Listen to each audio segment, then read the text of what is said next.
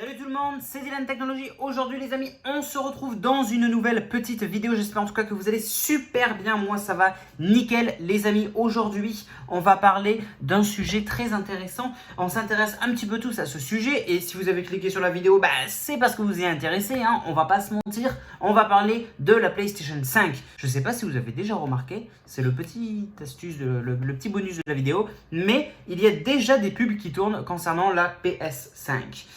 Bref, voilà. Aujourd'hui, on va parler un petit peu des caractéristiques, en tout cas de ce qui est prévu, ce qui a été dit aussi surtout en actualité, donc concernant la PlayStation 5, les amis. En effet, avant de commencer la vidéo, n'oubliez pas quand même, hein, c'est super important, je crois sur la team d'été, de liker, commenter, partager, abonnez-vous et activez bien toutes les notifications, c'est super important. Je compte sur vous la team d'été, vous êtes les meilleurs, ne changez rien. Bien, aujourd'hui on va parler donc de la PlayStation 5 et oui, il y a des nouvelles informations notamment concernant la rétrocompatibilité avec les jeux, etc. Alors on sait tous que la PS5 est rétrocompatible, ouais c'est génial, mais pas tout à fait. Ouais, pas tout à fait. Alors, laissez-moi vous expliquer quand même. Laissez-moi vous expliquer. Déjà, je voulais en profiter pour le glisser entre la vidéo, avant que j'oublie quand même. J'espère que vous avez passé une très bonne rentrée et que ça s'est très bien passé. Voilà, et que c'est pas trop chiant ni trop dur, surtout avec le masque. Bref, voilà, petit aparté. Vous me direz dans les commentaires, je compte sur vous. Je les lis et j'y réponds. Donc, effectivement, la PS5 est rétrocompatible, mais pas complètement. Je m'explique. Elle est rétrocompatible avec certains jeux PlayStation 4. Mais on a eu de nouvelles informations, la PS5 ne sera pas entièrement donc rétrocompatible, surtout avec la PS1, la PS2 et la PS3 selon Ubisoft. Attention, c'est selon Ubisoft. Je m'explique un petit peu plus. Selon Ubisoft, donc, la PlayStation 5 de Sony serait capable de lire les jeux PS5, certains jeux PS4 et c'est tout. En termes de rétrocompatibilité. Coup dur donc pour celles et ceux qui espéraient que la PS5 soit rétrocompatible avec des jeux de PS3, de PS2 ou de PS1, c'est un peu niqué. Désolé, mais j'ai un peu niqué votre bail. C'est vrai qu'il y avait certains jeux sur PlayStation 1, 2 ou 3 qui ont kiffé de ouf, en tout cas pour ceux qui l'ont connu et qui ont joué, et qu'au final on pourrait se dire ah ouais, ce serait bien de revenir un peu dans le temps, en mode nostalgie là, pouvoir jouer aux jeux PS1, 2, 3 sur la PS5, ce serait magnifique. Non, désolé. Désolé. Depuis quelques mois maintenant, les rumeurs donc sont en train de sourder un petit peu plus concernant la rétrocompatibilité de la PS5 et effectivement, il y a de plus en plus de rumeurs, de plus en plus d'analyses et de plus en plus de choses qui prouvent effectivement que la PS5 ne sera pas rétrocompatible avec énormément de jeux. Voilà, donc la PS1, 2, 3 et 4, il semblerait que ce soit mort et que c'est aussi un problème de compatibilité et de développement. Parce qu'en fait, pour rendre un jeu compatible sur la PS5, un jeu de PS1 par exemple, pour le rendre compatible sur la PS5, il faut entre guillemets le refaire, le remasteriser, on appelle ça. C'est-à-dire qu'on va adapter le jeu à la PS5, à ce qu'elle demande, à ce qu'elle a besoin, on va dire, entre guillemets. On va faire inversement pour le jeu, qu'est-ce qu'il a besoin pour tourner sur la PS5, etc.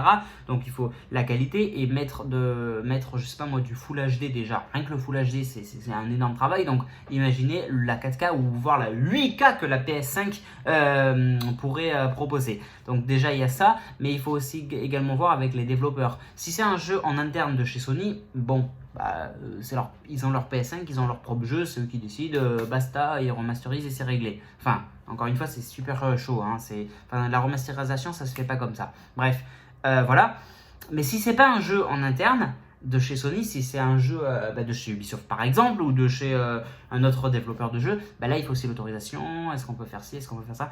Il y a énormément de problèmes qui sont en train de se faire, donc voilà. Mais une chose est sûre, c'est que la PS5 est quand même dans les traces de la PS4. À l'heure actuelle, Sony n'a pas tenu à clarifier la situation en ce qui concerne la rétrocompatibilité de la PS5, mais par le passé, rappelons donc que la PS2 avait su proposer une rétrocompatibilité totale avec la PS1, tout comme les premiers modèles de PS3 60 Go qui étaient capables de lire les jeux de PS1 et de PS2, rappelez-vous. Et c'est ça aussi qui est super cool. Donc après, c'est à voir. À l'époque, effectivement, avec la PS2 et 3, il y avait pas mal de rétrocompatibilité. Maintenant, est-ce qu'on pourra faire la même chose avec la PS5 ?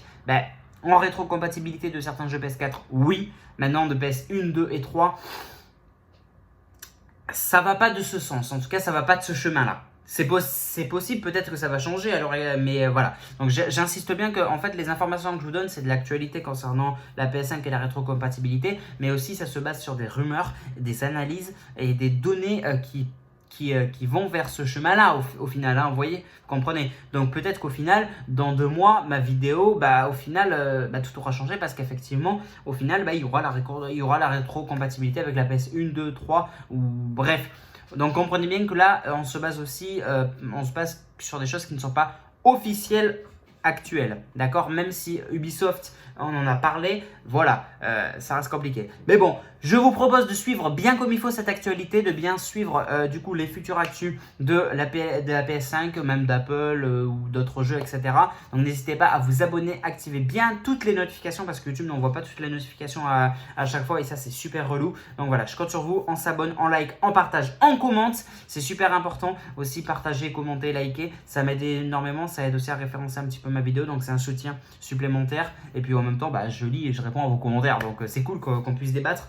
Et c'est ça aussi que j'aime sur YouTube. Donc je compte sur vous la team d'été. Voilà. Et puis voilà, je suis super content. On a passé la barre des 6200 abonnés. Donc encore une fois, merci à tous. Encore une fois, bonne rentrée à ceux qui la font jeudi. Et j'espère qu'en tout cas, ceux qui ont déjà démarré la rentrée, j'espère que ça s'est bien passé et que c'est pas trop dur ni trop chiant, surtout avec le masque. Bref, c'est la fin de cette vidéo. Merci à tous d'avoir vu cette vidéo. Comme je l'ai dit, n'oubliez pas aussi donc, de liker, commenter, partager, abonnez-vous, activer les notifications, mais aussi me suivre sur les réseaux sociaux. C'est super important, c'est super utile. Notamment quand YouTube, des fois, on ne voit pas la notification, là, c'est compliqué. Donc, c'est aussi super important. Facebook, Twitter, Instagram, Snapchat, TikTok, Discord, etc.